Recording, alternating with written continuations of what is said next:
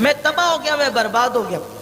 فضیل ابن عیاض کہتے ہیں میں نے اس سے پوچھا تجھے اللہ کی عزت کی قسم دے کر کہتا ہوں سچ بتا، تو جاہل تو نہ تھا، تو عالم تھا، تو بے نمازی تو نہ تھا، تو نمازی تھا، تو گنہگار تو نہ تھا، تو متقی تھا، پرہیزگار تھا، میرا شاگرد تھا، میں تجھے اچھی طرح جانتا ہوں، پھر تو نے کلمے کا انکار کس بنیاد پہ کیا؟ تو کیوں کافر ہو کر کے مرا؟ تو چھوٹا موٹا آدمی تو نہ تھا۔ اس نے کہا فضیل میں نمازی بھی تھا، میں پرہیزگار بھی تھا، سب چیزیں میرے اندر تھی، لیکن ایک بیماری میں مبتلا ہو گیا تھا، مجھے ایک بیماری لگ گئی تھی، اور اس بیماری کے خاتمے کے لیے میں طبیبوں کے گھروں کے چکر لگاتا رہا، اور طبیبوں کے پاس جاتا رہا، اور طبیبوں سے کہتا تھا کہ مجھے بہت بڑی بیماری لگ گئی ہے اور میں یہ بیماری لوگوں کو بتا نہیں سکتا، میری بیماری کا علاج بتاؤ۔ تو ایک طبیب نے مجھے کہا، حکیم نے مجھے کہا کہ تیری بیماری کا علاج آسان ہے کہ سال میں ایک مرتبہ اگر تو ایک کٹورا شراب پی لیا کرے، اگر تو سال میں ایک مرتبہ ایک کٹورا شراب پی لیا کرے تو تیری بیماری دبی رہے گی، ختم نہیں ہوگی، البتہ اس کے اثرات دبے رہیں گے۔ اے فضیل میں شراب کو بطور دوا ایک کٹورا سال میں صرف ایک مرتبہ پی لیا کرتا تھا، یہ ایک کٹورا سال میں ایک بار بطور دوا شراب پینے کی نحوست اور لعنت ہے کہ جب مرا تو کافر ہو کر کے مرا۔ آپ مجھے بتائیں اتنا بڑا علم والا، اتنا بڑا تقوی والا، اتنا بڑا پرہیز والا اگر سال میں ایک مرتبہ بطور دوا شراب پیتا ہے تو وہ کافر ہو کر کے مرتا ہے۔ جو لوگ راتوں کو ہر رات شراب پیتے ہوں، ہر دن شراب پیتے ہوں، مسلمانوں کی شادیوں میں اب رت جگہوں میں شرابیں تقسیم ہو رہی ہے، پارٹیوں میں شرابیں تقسیم ہو رہی ہے، پکنک پر جا رہے تو شراب پی رہے ہیں، نشے کو عام کیا جا رہا ہے، کہیں بھنگ بیچا جا رہا ہے، کہیں چرس بیچا جا رہا ہے، کہیں پرفیوم بیچا جا رہا ہے، کہیں پر معاذ اللہ ڈرگ بیچا جا رہا ہے، کہیں پر نشہ آور گولیاں بیچی جا رہی ہے۔ یہ سارے کام مسلم محلوں میں ہو رہے ہیں۔ مسلمانوں اسی لیے تم دنیا میں آئے تھے، محمد الرسول اللہ کی امت بن کے آنے کا مقصد یہی تھا کہ تم لوگوں کو شرابی بناؤ گے، تم خود نشے کرو گے، تم خود ناچو گے۔ مسلمانوں بتاؤ مصطفیٰ جان رحمت نے طائف کی وادیوں میں پتھر کھا کے جو یہ دین کی نفیس تعلیمات ہمارے گھر تک پہنچائی تھی تو کیا اسی دل کے لیے پہنچائی تھی کہ ہم شرابی ہو جائیں گے، ہم نشے میں ڈوب جائیں گے، ہم عیاشیاں کریں گے، ہم آوارہ گردی کریں گے؟ ہمارے جوان اسلام کی تعلیمات کو پیٹ کے پیچھے پھینک کر معاذ اللہ کفار و مشرکین کے طریقے پہ عمل کرنے لگ جائیں گے۔ ذرا سوچو تو صحیح، اگر ہم شراب پیئیں گے تو شراب سے لوگوں کو کون منع کرے گا؟ اگر ہماری قوم کے جوان نشہ کریں گے تو نشے سے دوسری قوموں کو کون روکے گا؟ اگر ہم خود گندگی کا شکار ہو جائیں گے تو دوسری قوموں کو گندگی سے کون روکے گا؟ ہم لوگ گندگی میں ڈوبنے والے نہیں ہیں، گندگی سے روکنے والے ہیں، نشے سے روکنے والے ہیں، شراب سے روکنے والے ہیں۔ ایک جوان کسی قوم کا بہت بڑا سرمایہ ہوتا ہے۔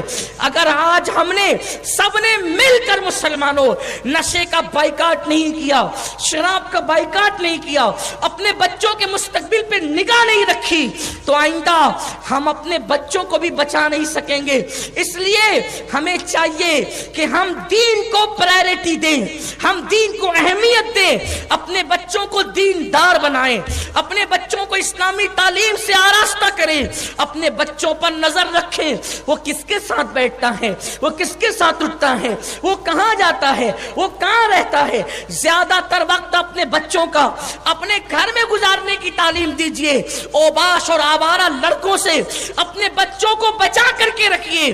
آج ہمیں بچوں کی پیدائش کا شوق بہت زیادہ ہے، لیکن بچے پیدا کر کے مٹھائیاں تقسیم کر کے باپ کا ٹائٹل لے کر ہمیں نجات نہیں مل سکتی جب تک کہ ان کی اچھی تربیت نہ کریں۔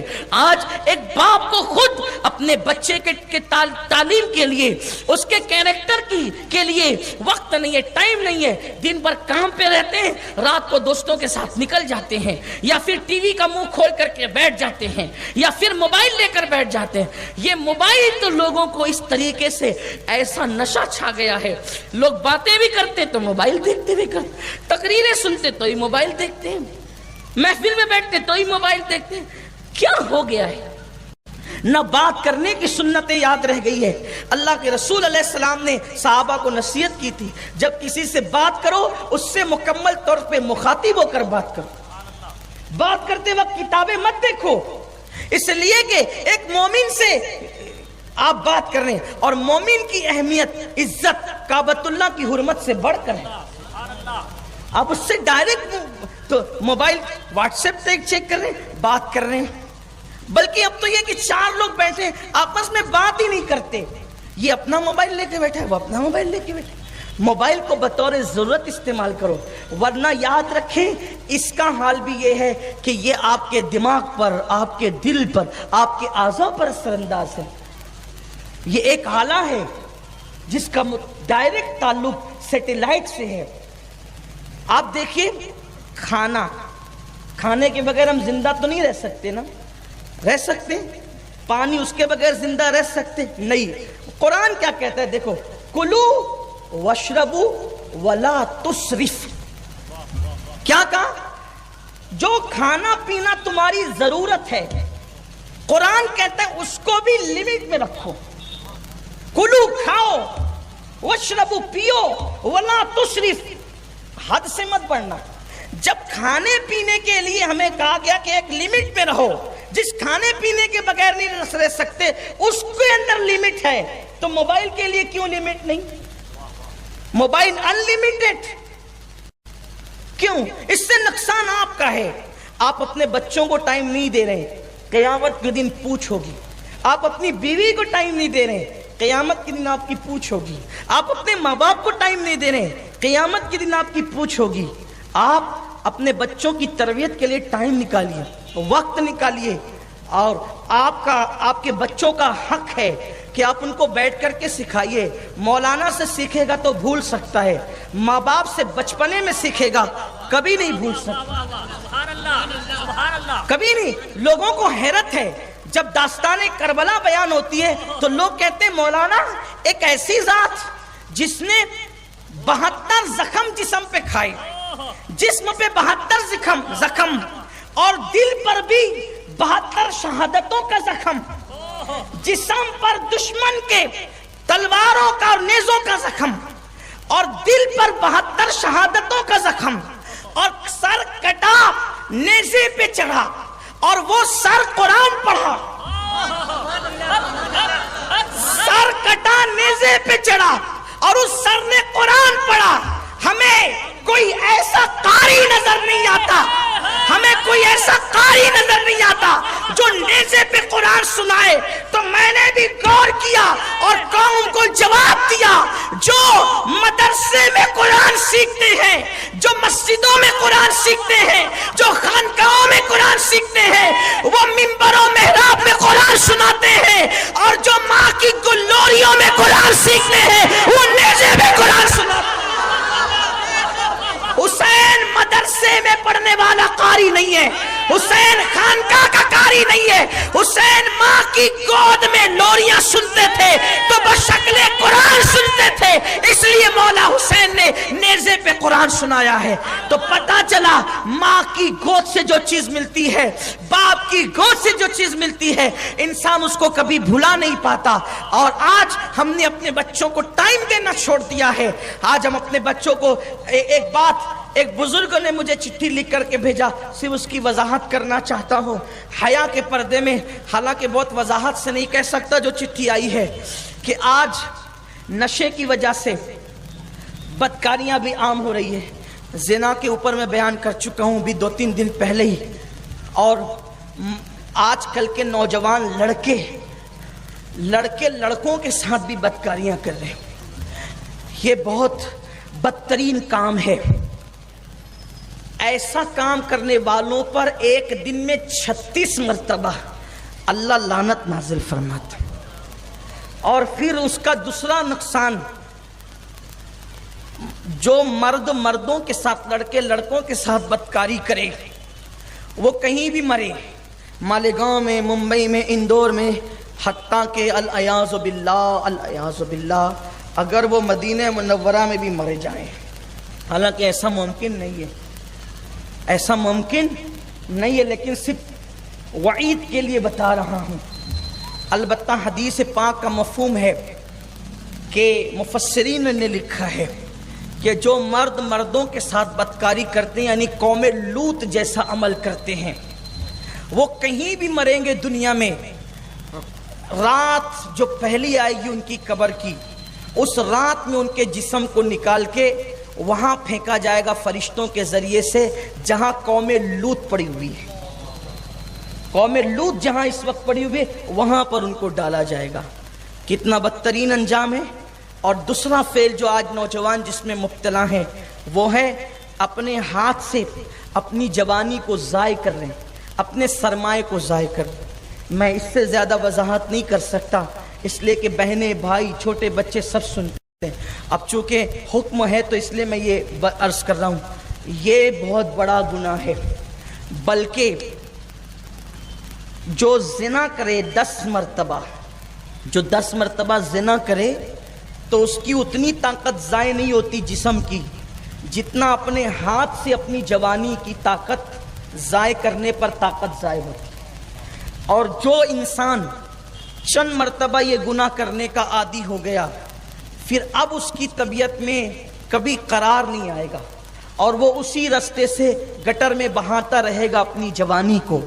پھر ایک دن اس پر ایسا آئے گا کہ مثال کے طور پر جب ٹانکی کا رکھا ہوا پانی ختم ہو جائے پھر اس کے بعد مزید آپ مٹکے کو یا ٹانکی کو دھکے دیں تو اب پانی تو نہ نکلے گا، البتہ جو اس کا غبار وغیرہ ہوگا وہ اس سے باہر آئے گا۔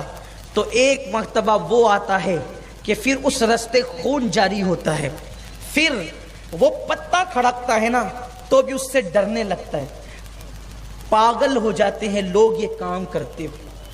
میری قوم کے جوانوں، ہر طرف سے شیطان تمہیں گھیر رہا ہے۔ یہ ایک دیوانے کی دیوانگی ہے جو آپ کے سامنے آ کر کے لوگ کیا کہیں گے اس کی پرواہ کیے بغیر ہر گناہ کا ذکر کر رہا ہے۔ اللہ جانتا ہے صرف نیت یہ ہے کہ کوئی بندہ اس سے توبہ کر لے۔ پاگل ہونے لڑکے پاگل، آنکھوں کے ارد گرد کالے کالے ہلکے پڑنے لگتے ہیں، آنکھیں سنی سنی ہو جاتی ہے، جوانی لٹ جاتی ہے، مردانگی ختم ہو جاتی ہے، سوچنے کی صلاحیت ختم ہو جاتی ہے، چہرہ پیلا پڑ جاتا ہے، حتیٰ کہ لوگوں کے درمیان بیٹھنا اس کو اچھا نہیں لگتا، چڑچڑا ہو جاتا ہے۔ بس زیادہ نہیں، چند مہینے اگر اس نے یہ فعل بد کیا کہ اپنے ہاتھوں سے اپنی جوانی کو ضائع کیا، پھر جب اس کے سامنے شادی کا ذکر ہوگا تو پھر وہ چڑ جائے گا، میں نے شادی نہیں کرنی۔ بستر میں چہرے پہ چادر ڈال کر منہ چھپا چھپا کے روئے گا، حتیٰ کہ خودکشی کرنے پر آمادہ ہو جائے گا، پھانسی لینے پہ آمادہ ہو جائے گا۔ ایسا مت کرو۔ آپ جانتے ہیں اس کا نقصان کیا ہے؟ اللہ اکبر۔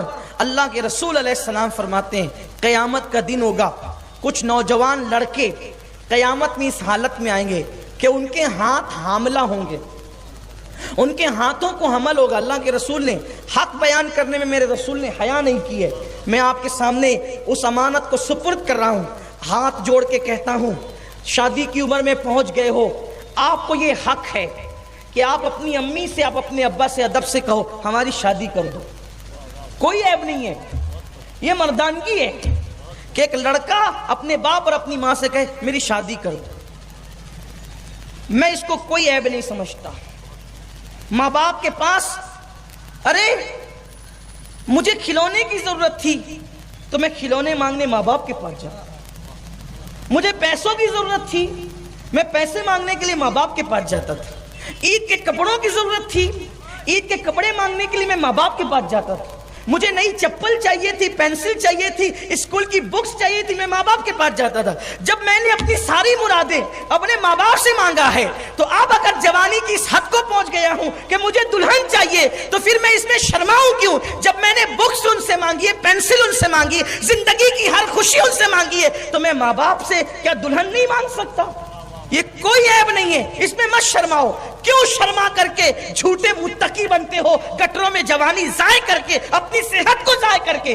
आप आगे उस पोजीशन में आप हक से कहो अम्मा मेरी शादी कर दो, मैं इस मंजिल पे पहुंच चुका हूं। और माँ बाप को भी चाहिए कि औलाद की जल्दी शादी करो, इससे पहले कि तुम्हारी औलाद अपना सरमाया गटरों में बहा करके नामर्दांगी की मंजिलों में पहुंच जाए। तुम अपने बच्चों की शादी कर दो। अल्लाह के रसूल ने फरमाया 3 चीजों में ताखीर मत करो, जनाजा तैयार हो दफन में ताखीर मत करो, नमाज का वक्त आ जाए नमाज पढ़ने में ताखीर मत करो, बेटा बेटी बालिगा हो जाए तो उनकी शादी करने में ताखीर मत करो।